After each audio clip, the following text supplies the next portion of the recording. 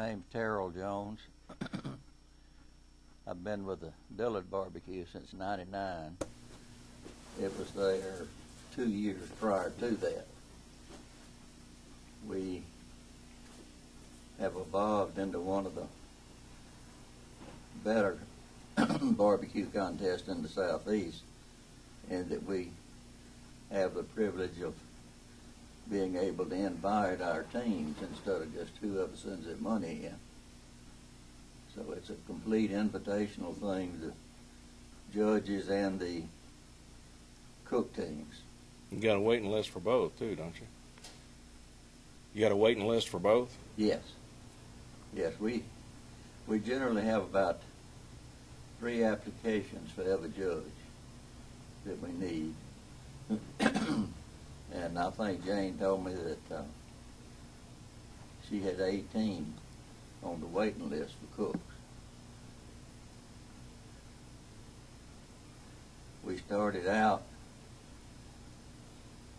with virtually nothing down in the old farmers market. And with just very few teams, but over the years have built it up. We have a bluegrass festival in conjunction with it, and try to have some of the best bluegrass around.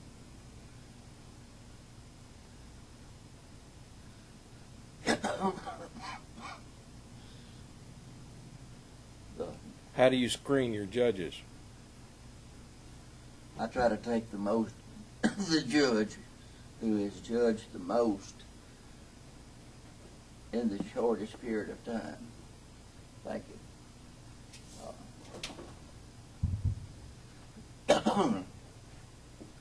We don't take anybody that hasn't judged 5 in the last 12 months.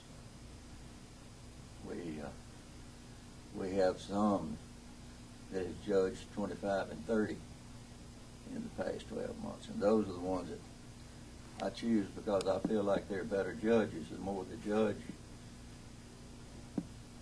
the more they're going to see how they're exposed to things, and I think that makes the best judges.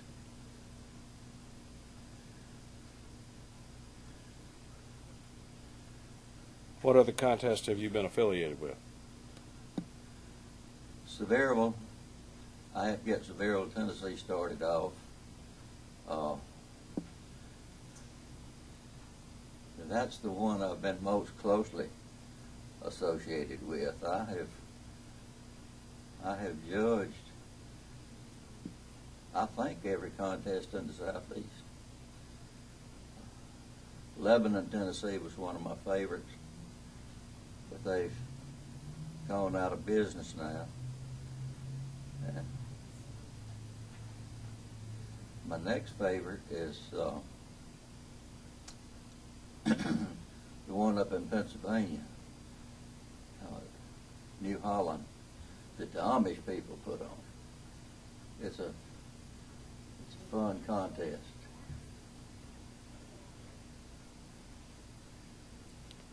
You were talking a little bit about the history of the Dillard House last night. You want to give us a little history of the Dillard House? Dillard House, the Dillards that own it and run it now are not the Dillards that started it. It started by a man and his wife renting rooms to railroad people and feeding them. And the original Dillard House is in the pasture next to where the school is now. It's a nice new modern home. And one of the Dillards lived there. John Dillard, who runs the Dillard House, went to his aunt and uncle and asked could he use the name, the Dillard House. And they told him he could, so he started off in the old 2-story rock building there, just like his aunt and uncle did, just mostly railroad workers. And then it got to where a lot of people were coming to eat on Sunday, and has evolved into one of the premier places to eat in North Georgia.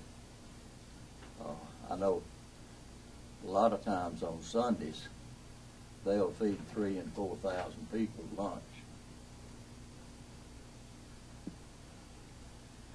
That's a lot of folks. Also used to be another house there that really started off before John Dillard did, was the Bantam House. And it was the same type thing, you know, you had a swimming pool and rooms, you could come stay summer vacation. And they were getting the most of the business.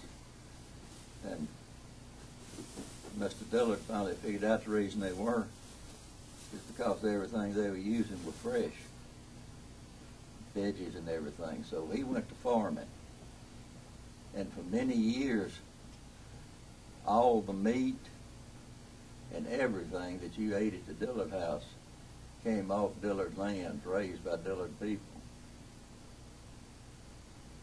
The Dillards original were the first settlers in that valley were the Dillard family. They came out of North Carolina and they got free land because he fought in the Revolutionary War.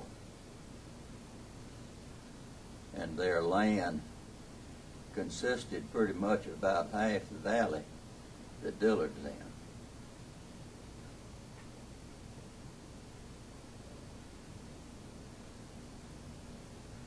So they've been there a while. Yeah. Yeah, the Dillard family's been there since the white man came.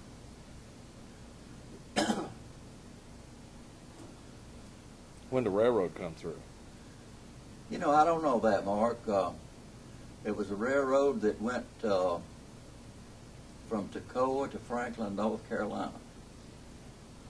And I don't even know the name of it, but a lot of places, if you'll look, you can see, you know, where it was built up, where the tracks were, especially in that area up there right at the North Carolina line, where the cigarette stand and the creamery and things are. Mm-hmm. It's way back over on the back side of the pasture. It went through Tallulah Gorge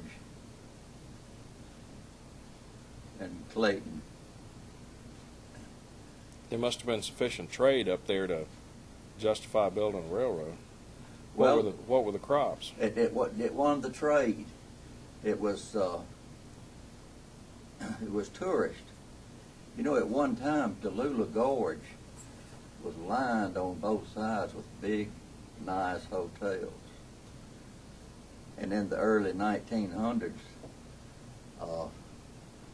they had a fire and burned all the hotels down. But the train was there primarily for that. And then people were shipping stuff on up to Franklin, North Carolina. They had a couple of cotton mills up there, I think. They brought the stuff back. Okay. Any other contests you want to talk about? You've been out to, you've judged the Jack how many years? 6. 6? Judged the Jack, judged the World in Jamaica.